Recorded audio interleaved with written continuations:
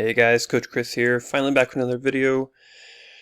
Wanted to show you a game that shows you that chess principles are still alive and well. So let's get caught up first. Hopefully you've been to our website, jacksonchess.org. Navigate to the training tab, and under the training tab you'll see these steps that we're working through on our chess journey. I can show you that I've been working on the tactics course that I assigned and the opening fundamentals course that I assigned. I need to knock out these reviews, but I wanted to show you a game that shows you why we're doing this. And it's a game I played online about a week ago, just a Blitz game, so you can't give it too much weight, but it's against a player rated 1973, and again, the point of the game is to show you that opening principles are alive and well, and this game, like every other, comes down to tactics. And so again, that's why we're working on a tactics course. That's why we're gonna try to train tactics daily, because at the end of the day, chess is 99% tactics. So let's jump into the game. I opened this game with e4. Opponent responded with e5. With e4, I've made it possible to develop my pieces to the maximum, controlling one central square, attacking another. Knight f3, developing towards the center with a threat, attacking the e5 pawn, getting closer to castling. Opponent responds by developing and defending the e5 pawn. In this game I played d4, which is so far the Scotch opening, making it possible to develop this bishop as well, building a perfect center temporarily, challenging the center pawn. Black takes, and instead of immediately recapturing the pawn, which is the sort of pure Scotch opening, in this game I played bishop c4, which is the Scotch gambit. White basically argues that we're going to prioritize development, and maybe we'll get this pawn back later, maybe not, but what we want more than anything is quick development, get castled, and to attack the opponent's king.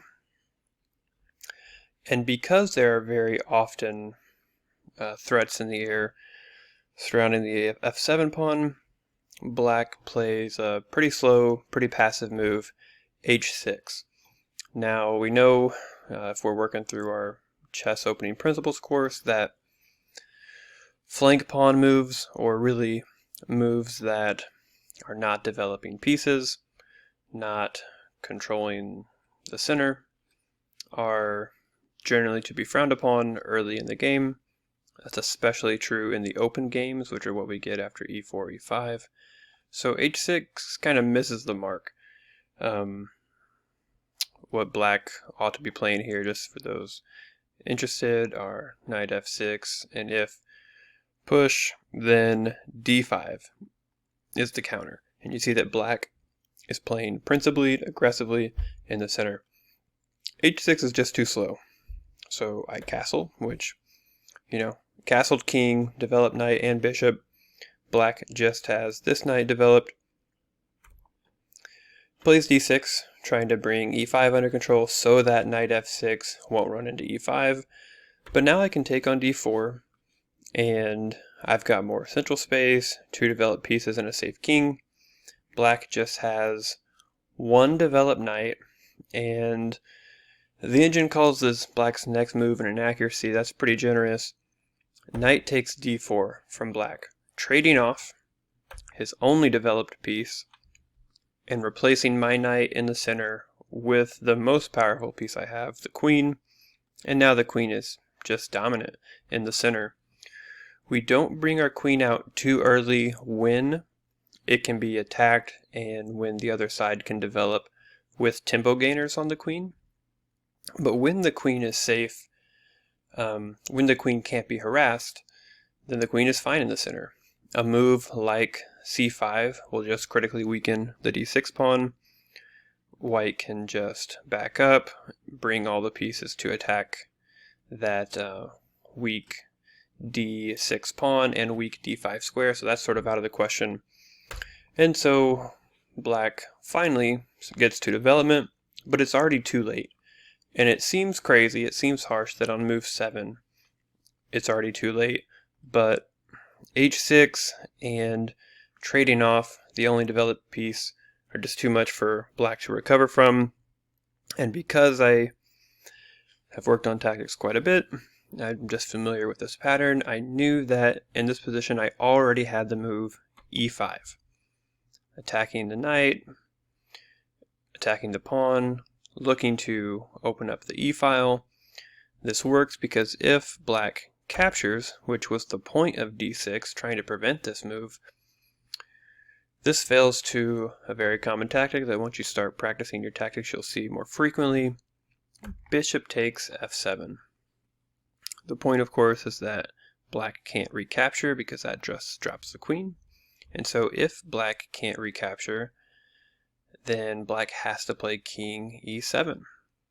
And if black has to play king e7, then how is this bishop ever going to move? How's that rook ever going to move? Even though,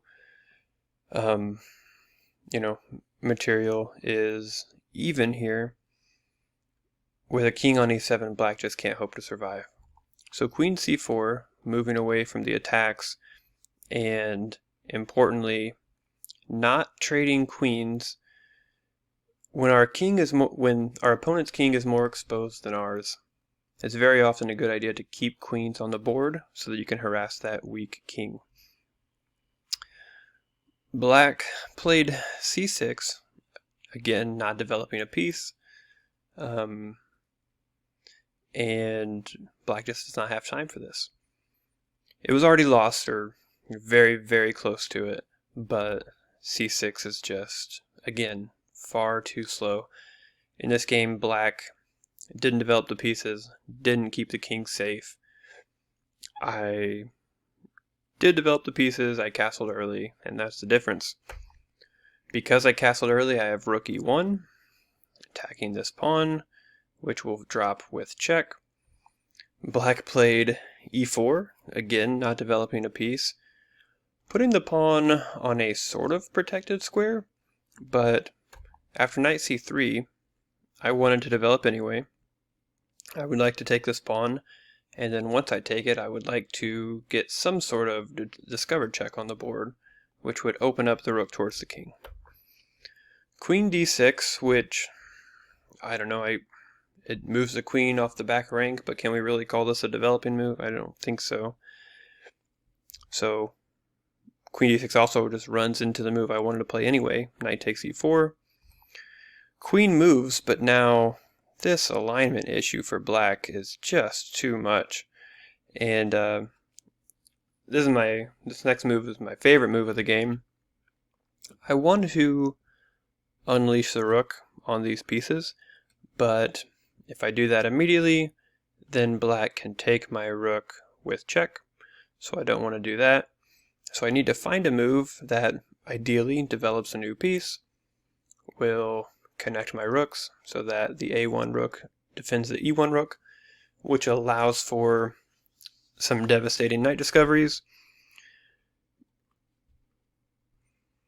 And so the move I decided to play, basically any move of the dark squared bishop works, but the most fun move to play is bishop f4.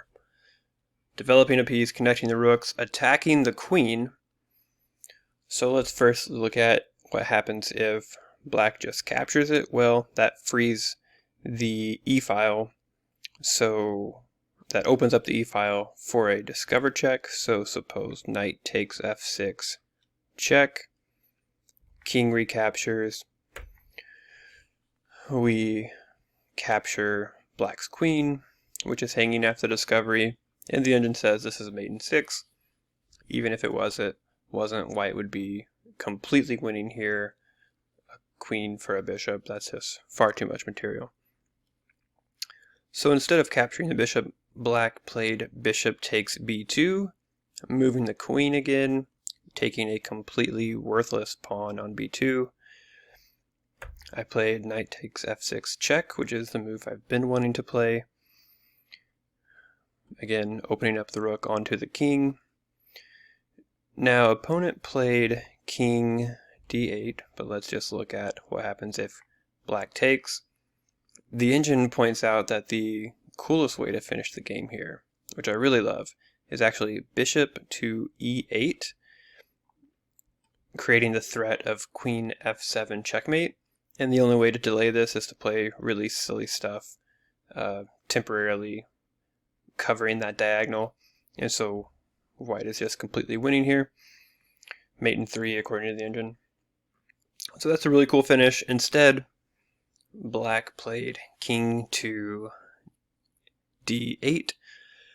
And now there is a mate in 1 here with rook to e8 checkmate.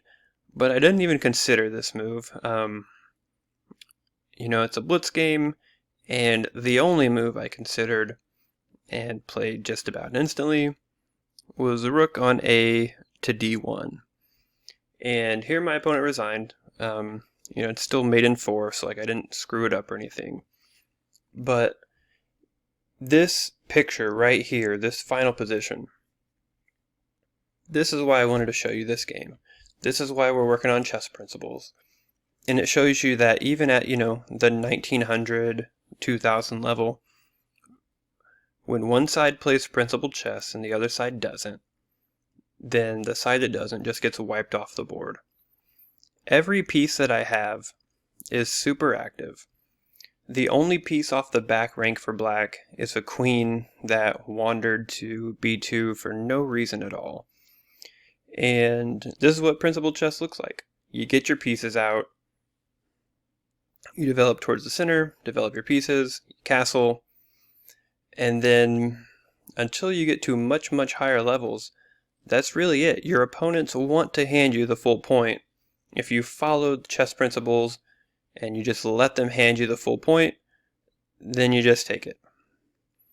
So again, black starts to go wrong here with h6. That's just too slow. The really bad move in my opinion is knight takes d4, allowing the queen to come out very aggressively. And it's already too late for moves like knight to f6. Because I've been working on my tactics, I know that e5 works here. After d takes, bishop takes f7 is the really cool tactic. King can't recapture because that drops the queen. And from there, black just continues to refuse to develop, and just develop the pieces. And like Bobby Fischer used to say, tactics flow from a superior position. With this alignment issue, with all the pieces still in the back rank, there just has to be a tactic. I just have to figure out how to protect that rook. Bishop d2 is fine, but the more fun way is bishop f4. Black takes a worthless pawn. And knight to f6, knight takes f6 is just crushing. And this final position, like, this is why you play chess. I mean, how beautiful is this?